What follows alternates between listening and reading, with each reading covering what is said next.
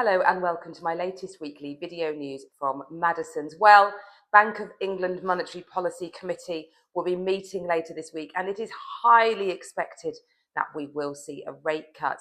When they met before, three of the members wanted to reduce rates. That was felt that was needed in an economy that is stagnating.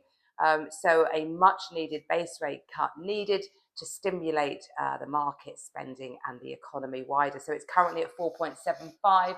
Expected to go to 4.5%. There's an 86% chance the markets say that they are pricing in that rate cut. So you won't necessarily instantly see lower mortgages.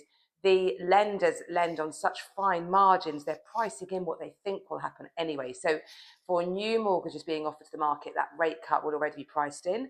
Obviously, if you're on a tracker, you will feel that cut straight away.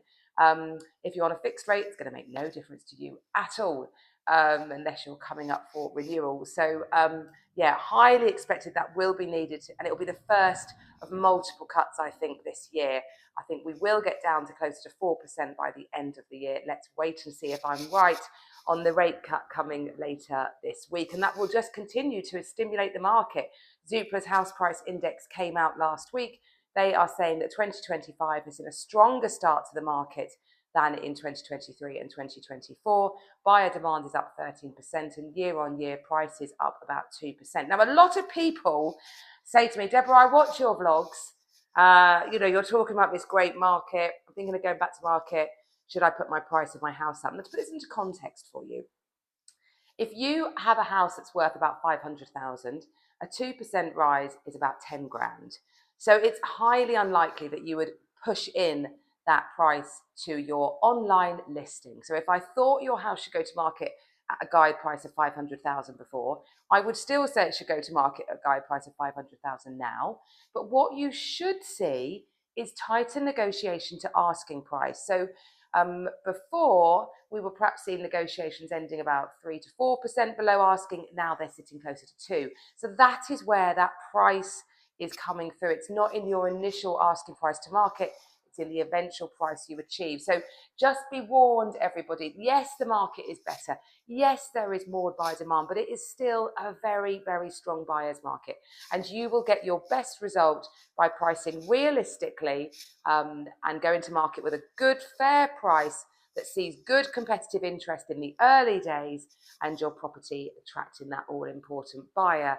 If it languishes, there's a direct correlation between time on market and price achieved. So yes, please just show caution when I say the market is better. It is.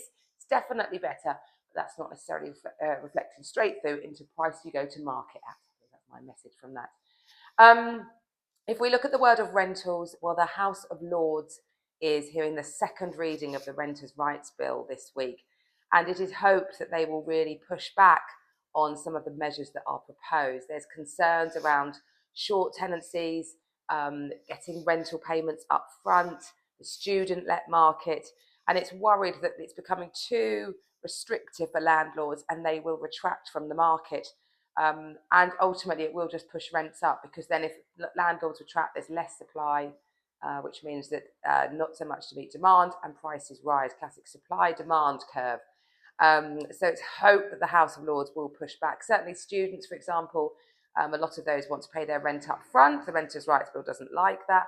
We have lots of properties that we rent out where it might be someone's coming out of a divorce and they haven't got the natural income to pay the rent, but they've got a chunk of cash, and that is how they pay the rent, and that's absolutely fine.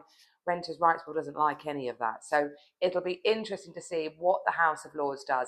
I'll bring you more on that next week, because that is sort of dominating the rental market at the moment.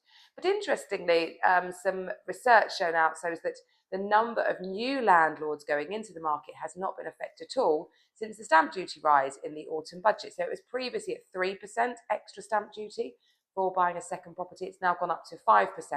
But interesting, it doesn't seem to have affected the market for new entrants at all.